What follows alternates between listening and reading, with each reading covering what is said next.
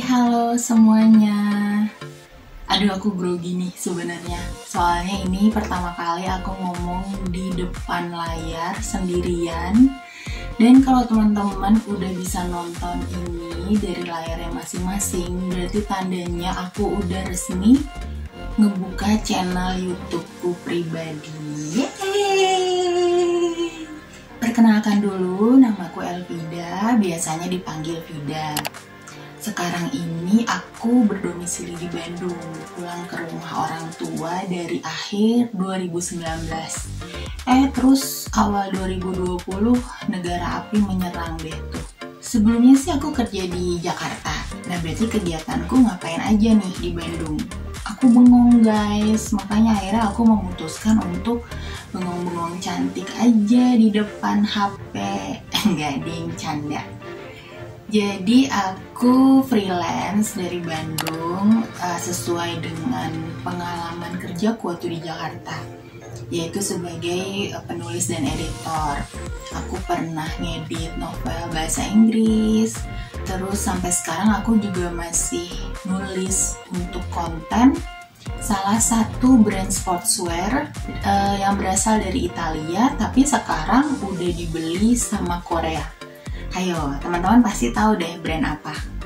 Nah, sebenarnya freelance terakhirku nih yang agak menantangku untuk mencoba memberanikan diri untuk membuka channel ini. Yaitu aku sempat ngebantuin salah satu media tentang pertanian gitu untuk mengisi konten mereka, tepatnya untuk YouTube. Jadi ya dari Bandung aku ngerjain konten-konten, aku hosting sendiri, rekam sendiri, misalnya tentang tanaman hias, tips-tips merawat tanaman hias, jenis-jenis tanaman hias, terus liputan keluar juga yang berhubungan dengan pertanian, perkebunan, environment, seperti itu. Terus akhirnya aku mikir deh, kenapa enggak ya aku coba bikin channel sendiri yang berhubungan dengan kegiatanku. Nantinya channel ini akan berisi hal-hal yang relate dengan aku, hal-hal yang menjadi concernku, dan disampaikan dalam berbagai bentuk nih. Bisa opini, review, daily vlog, tips and trick, DIY, apalagi ya, jurnal, dan sebagainya.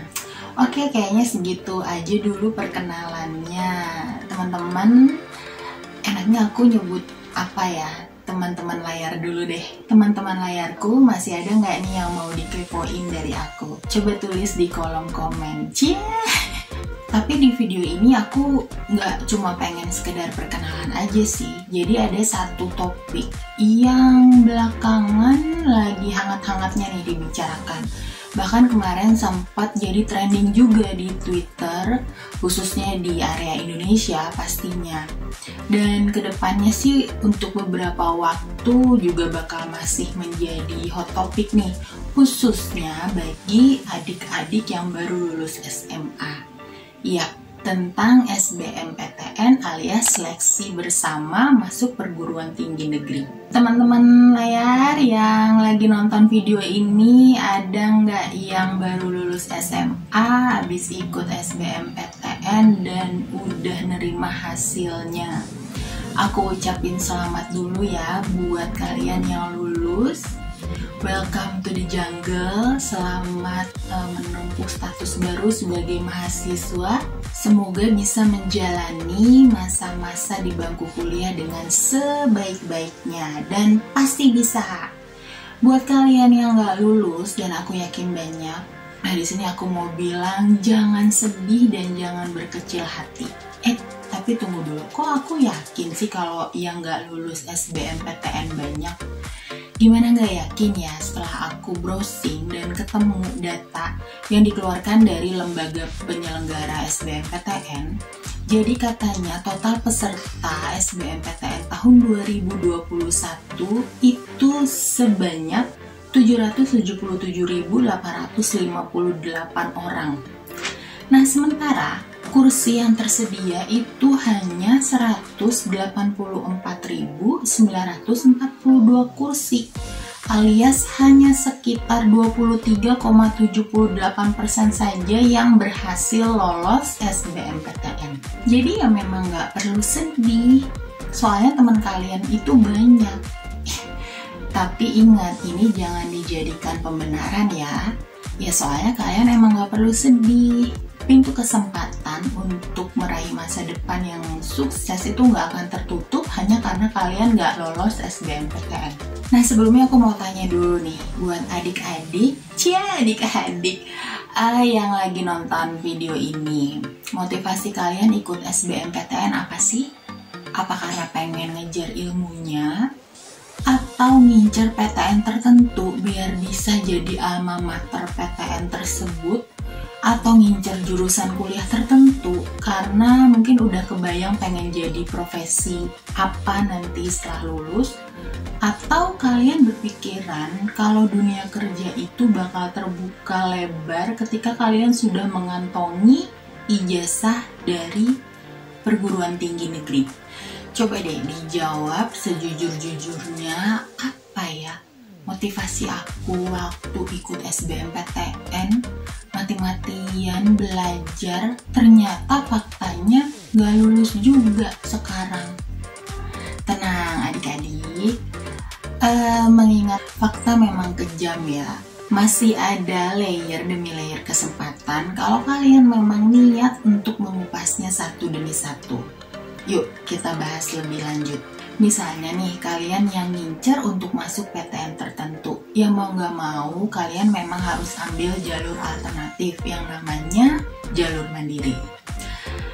Adik-adikku yang nonton ini pasti udah tahu sih apa itu jalur mandiri, yaitu jalur seleksi masuk perguruan tinggi yang diadakan oleh panitia khusus di suatu PTN tertentu. Aku sih tahu ini terus terang dari ponakanku aja ya. Ponakanku ada 2 yang dua-duanya ikut SBMPTN tahun ini. Nah, kriteria untuk bisa tembus jalur mandiri ini macam-macam. Ada yang pakai tes, ada yang nggak pakai tes. Kalau nggak pakai tes itu berarti hanya mengandalkan nilai UTBK saja. Nilai UTBK itu apa, Kak? Yaitu ujian tulis berbasis komputer yang udah kamu ikuti untuk proses SBMPTN. Serunya, nilai UTBK zaman sekarang tuh ternyata bisa diketahui sama pesertanya. Jadi, kalian udah download belum nilai UTBK-nya? Soalnya kalau aku dulu, zamanku dulu, itu tuh nggak bisa tahu skor ujian masuk perguruan tinggi negeri kita.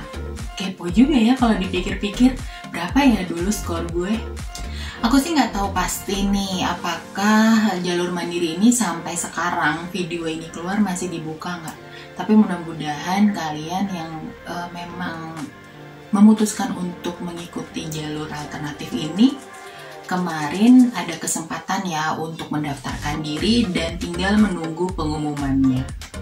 Nah, tapi ada hal lain nih yang perlu diperhatikan untuk adik-adik yang mau ikutan jalur mandiri, yaitu jalur mandiri ini butuh biaya yang lebih besar dibanding jalur reguler ke PTN. Jadi ya didiskusikan dulu ya sama orang tuanya apakah budgetnya pas atau enggak.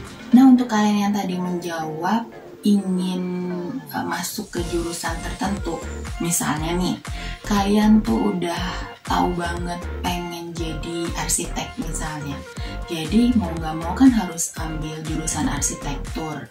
Sayangnya SBMPTN ini nggak tembus fakultas arsitektur baik di pilihan pertama maupun pilihan kedua. Ada 2 langkah yang bisa kalian ambil, yaitu 3 nih. Kalau dihitung sama jalur mandiri tadi, jadi ada 3.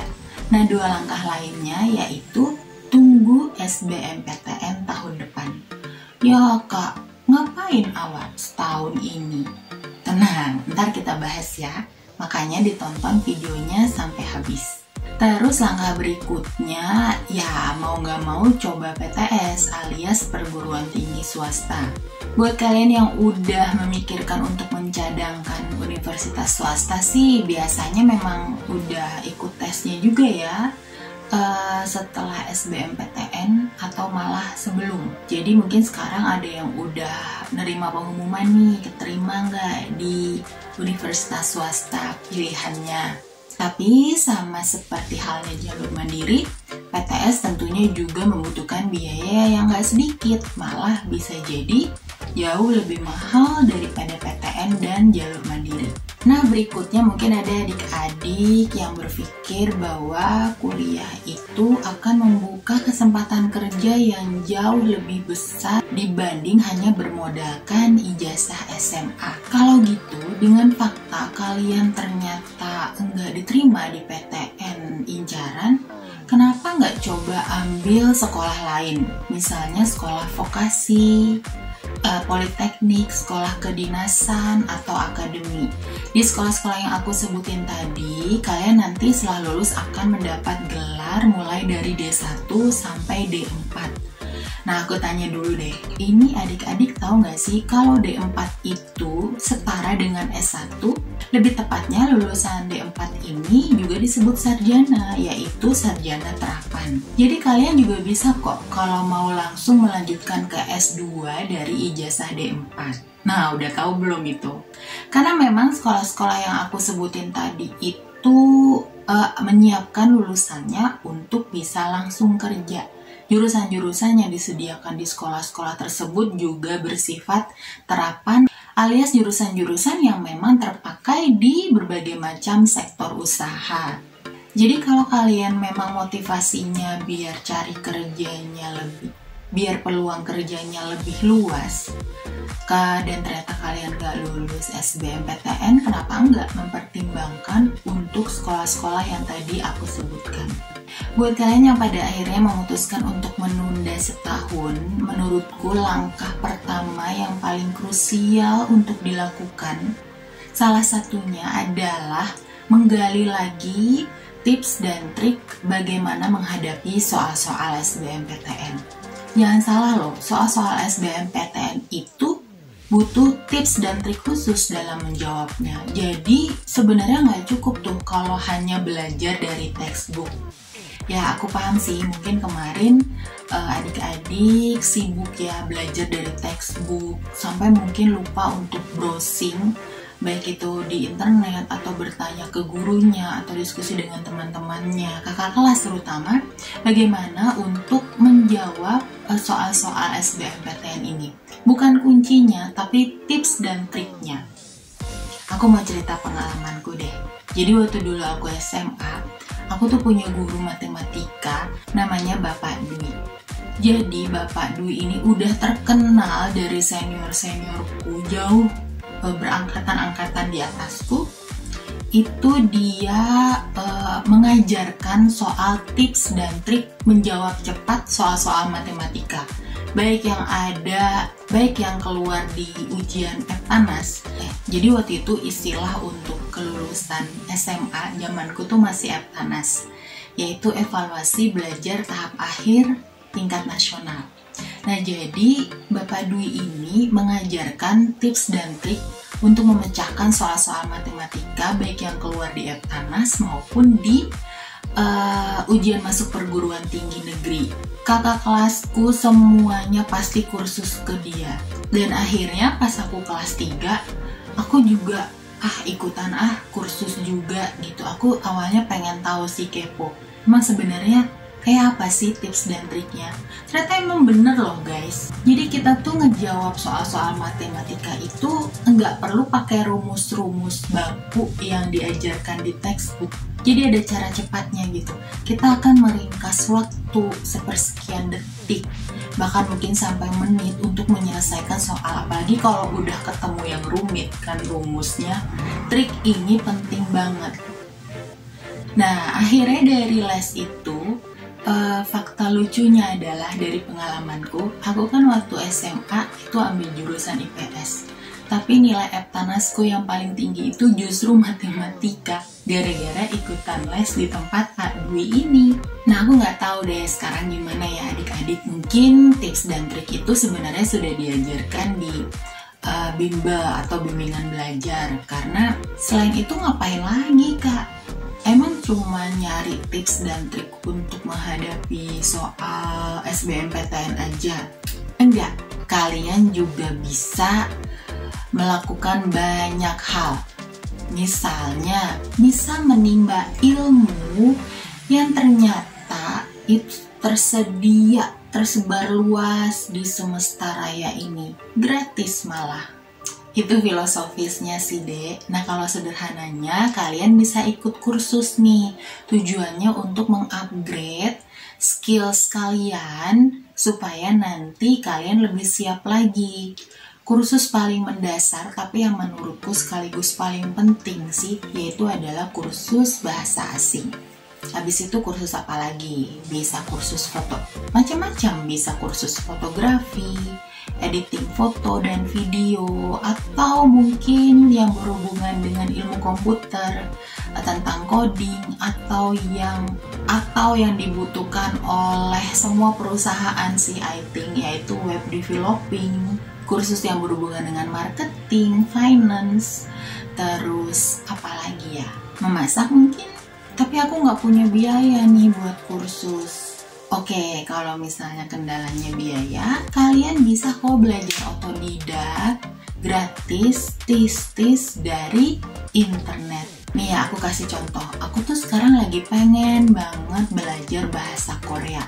Dan ternyata dari browsing segala macem, ada satu lembaga yang menyediakan kursus bahasa Korea. Lembaga ini base-nya di Korea, tapi pengajarnya itu selain orang Korea juga ada juga banyak orang asing yang memang sedang berdomisili di Korea. Ada dua cara untuk belajar bahasa Korea bersama lembaga ini secara online. Yang pertama memang berbayar, itu bisa ditonton dari akun YouTube mereka. Nah, yang kedua adalah tidak berbayar dan aku bisa mengaksesnya di podcast mereka di Spotify.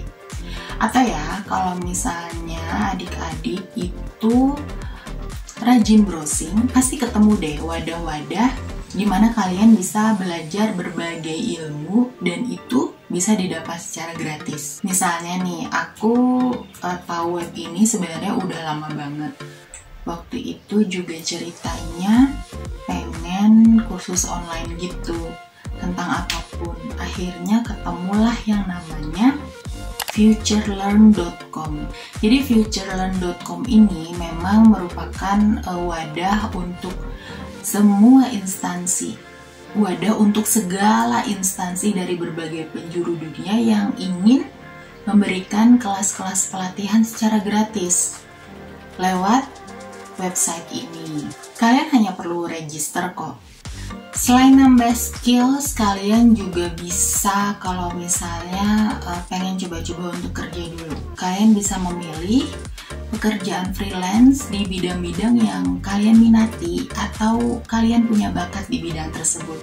Tapi aku mau ngingetin satu hal nih. Biasanya ya, kalau orang itu udah kenal duit, keinginan belajarnya tuh agak sedikit menurun. Tapi kalau kalian bisa memanage dua hal tadi secara seimbang sih bagus banget. Jadi aku dukung-dukung aja kalau emang kalian memutuskan, Kak, aku pengen nyoba kerja deh selama setahun ini sambil belajar untuk mempersiapkan SBMPTN lagi. Silahkan. Nah, dari berbagai hal yang bisa kamu lakukan tadi, siapa tahu seiring berjalannya waktu, kamu malah menemukan passion kamu tuh sebenarnya di mana. Oh, saya tuh ternyata pengen melakukan ini dalam hidup. Saya ternyata ingin masuk jurusan ini. Dan kalau mau ditarik lagi maknanya, kayak orang-orang tuh biasanya suka nyari-nyari makna di balik sesuatu. Jangan-jangan belum lulus SBMPTN kemarin, ya biar ketemu dulu nih jurusan yang benar-benar pengen dimasuki sesuai hati, minat, dan bakat untuk menghindari itu yang namanya salah jurusan. Biasanya kalau adik-adik udah salah jurusan ya, itu tuh ujung-ujungnya malas belajar, terus nanti nilainya jadi jelek, IPK-nya jelek, dan akhirnya jadi lulus dan sarjana yang apa adanya. Ada yang penasaran gak dengan background kuliahku? Aku cerita sedikit deh ya. Jadi aku tuh lulusan sastra Jepang Universitas Gadjah Mada. Waktu itu aku masuknya lewat jalur yang sekarang namanya SBMPTN ini. Kalau dulu namanya UMPTN, yaitu Ujian Masuk Perguruan Tinggi Negeri. Jadi aku inget banget, di hari pengumuman itu bokap keluar pagi-pagi cari koran. Iya, karena waktu itu pengumumannya masih lewat koran. Begitu sampai di rumah aku langsung buka korannya, aku cari tuh dari nomorku ya, langsung lompat ke nomor urut sekian-sekian gitu kan. Ketemu namaku dan ternyata aku jebolnya di sastra Jepang yang merupakan pilihan kedua. Jadi waktu itu pilihan pertamaku psikologi. Aku termasuk salah satu yang ngincer PTN-nya memang. Nah akhirnya aku masukkan tuh pilihan pertama psikologi, pilihan kedua sastra Jepang. Sebenarnya dua-duanya jurusan yang pengen aku pelajari, tapi ketika aku meletakkan psikologi di pilihan pertama kan berarti sebenarnya agak berat sedikit ke psikologi. Nah seandainya aku waktu itu nggak ngincer UGM-nya, mungkin aku bisa mengubah taktik, yaitu menjadikan sastra Jepang UGM di pilihan pertama dan psikologi di universitas lain yang grade-nya ada di bawah UGM di pilihan kedua. Kayaknya aku yakin sih aku bakal bisa nembus psikologi itu tadi. Tapi ya udah, sastra Jepang aku waktu itu juga pengen, meskipun motivasinya itu kayaknya cuman karena suka baca komik deh dari kecil. Dan lucunya begitu masuk fakultas sastra, yel-yel mereka waktu ospek itu apa sih, orientasi mahasiswa baru gitu deh ya, itu tuh bunyinya gini, rapopo UGM sing penting sastro, artinya nggak apa-apa UGM yang penting sastra. Jadi aku tuh dari awal tuh udah langsung dibenturkan dengan realita yang bertolak belakang dengan keinginanku. Ketika aku pengennya apapun deh itu fakultasnya yang penting UGM, ternyata ya sastra malah intinya ya udah deh apa boleh buat UGM yang penting kita masuk sastra. Pas masa penyusunan skripsi, aku sambil ikut tes penerimaan karyawan di salah satu penerbitan yang menurutku sih penerbitan besar di Indonesia tuh waktu itu. Jadi aku bolak-balik Jogja, Jakarta, Jogja untuk ikut beberapa tahap seleksinya. Jadi pas waktu aku wisuda, itu tuh aku udah mengantongi tiket masuk untuk ke perusahaan swasta tersebut sebagai junior editor komik Jepang. Nah, coba deh teman-teman kita analisa bareng. Kira-kira aku lolosnya itu apakah karena aku alma mater UGM atau karena hasil tesku bagus? Kok aku yakin ya, meskipun aku bukan alma mater UGM, tapi hasil tesku bagus, aku pasti diterima juga deh di perusahaan itu. Gimana menurut teman-teman? Long short story, aku sambil bekerja sebagai junior editor komik Jepang di perusahaan itu ketemu passion lain, yaitu di bidang tulis-menulis. Dan akhirnya sekarang malah terjun bebas untuk menjadi konten kreator di YouTube. Dengan catatan masih coba-coba. Kalau mau dipikir-pikir maknanya lagi sih, ya begitu itulah hidup, yang namanya hidup ya. Selalu ada naik dan turun, dan itu tuh nggak peduli kamu mau lulusan mana, kamu ambil jurusan apa waktu kuliah, dan sebagainya dan sebagainya. Jadi akhirnya dari pengalamanku ini sih aku menyadari ya bahwa hal terpenting yang nggak kalah penting untuk dimiliki seseorang selain IQ yaitu EQ alias emotional quotient. Bahkan mungkin bisa jadi EQ ini lebih penting nih daripada IQ. Itu menurutku loh ya. Jadi IQ ditambah EQ ditambah soft skills dan interpersonal skills, dengan modal-modal tadi kamu bisa meraih apapun itu yang kamu mau dalam hidup. Nah, di sini aku mau mengutip sebuah perkataan dari salah seorang pemerhati pendidikan nih yang aku sadur dari kompas.com. Namanya Ibu Inalim. Jadi kata Bu Inalim, dari manapun universitasnya, kalau kita jago memecahkan masalah, tidak perlu khawatir dalam mencari pekerjaan nanti. Bahkan bisa menciptakan lapangan pekerjaan sendiri. Bravo Bu Ina. Jadi intinya menurutku sih perbaiki dan mantapkan dulu motif kamu untuk kuliah. Ya sebaik-baiknya dan seideal-idealnya sih memang kuliah itu untuk menuntut ilmu ya. Nah dengan ilmu itu dimana kamu pastinya akan termotivasi lagi untuk menggali ilmu itu lebih dalam. Jadi mungkin setelah S1 kamu nggak merasa cukup sampai di situ, kamu teruskan lagi ke S2, kamu teruskan lagi ke S3, seperti itu. Idealnya, kalau kamu udah ketemu motivasi yang benar, udah deh, yang namanya sedih, galau, itu pasti nggak ada lagi. Karena kamu sedikit banyak udah punya bayangan nih, harus melakukan apa, plan B, C, D untuk mencapai keinginan kamu tersebut. Karena kamu sedikit banyak udah punya bayangan nih, udah punya plan B, C, D untuk memenuhi motivasi kamu tadi. Jadi aku mau ingatkan sekali lagi buat adik-adik yang gak lolos SBMPTN, jangan patah semangat. Banyak jalan menuju Roma, banyak jalan menuju sukses. Asal definisi suksesnya itu memang keluar dari diri kamu sendiri. Jadi bukan definisi yang dibuat dari si A, si B, si C, sampai si Z. Fighting! Akhir kata aku mau bilang makasih udah mau nonton video gak guna ini. Semoga kita bisa ketemu lagi di video berikutnya. Kalau tentunya banyak yang nonton, banyak yang likes, dan banyak yang subscribe channelku ini. Jadi tolong dibantu ya adik-adik dan kakak-kakak. Sampai ketemu di video selanjutnya. Dah.